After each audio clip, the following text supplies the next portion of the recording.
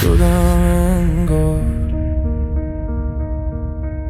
یه جد خالی پین شده تو صفم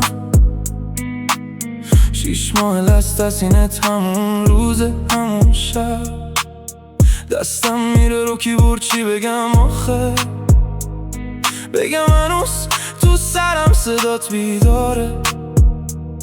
تایپ میکنم پشیمون میشم سری پاک میکنم رو تو که نمیخونی فقط میخوام بدونم حال چطوره با این که میدونم قلبت ازم دوره تو جمع میخندم میگن چقدر ریلکسه نمیدونم مغزم گیره یه تکسته دستا میلرزه روی دکمه بلاک بازم نمیتونم بزنم ای وای میگم مهم نیست ولی پیگیر لست از سینم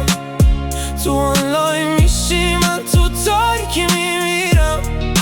ببین غرورم چطور لش شده رو اسکرین دروغ میگم اصلا ندارم حسی به این خیره به 3 تا نقطه میگم شاید امشب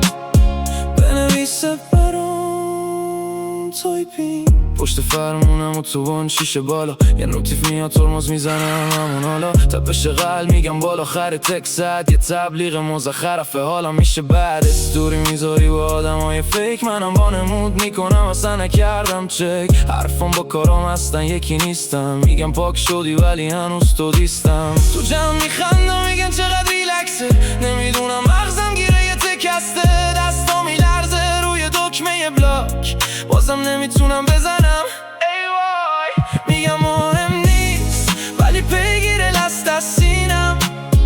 تو آنلاین میشی من تو تاریکی میمیرم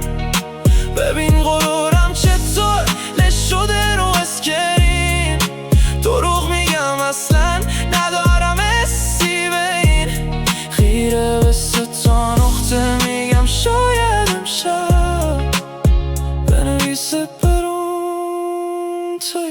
کاش حداقل سین میکردی تکست آخرو که راحت بمندم تو سرم این باورو من که میدونم محال برگردی فقط میخوام بدونم چطور اینقدر سردی ولی پیگیر لست از سینم تو آنلاین میشی من تو تاریکی میمیرم ببین غرورم چطور لش شده رو اسکرین دیگه مهم نیست برام اصلا نگاه تو سردین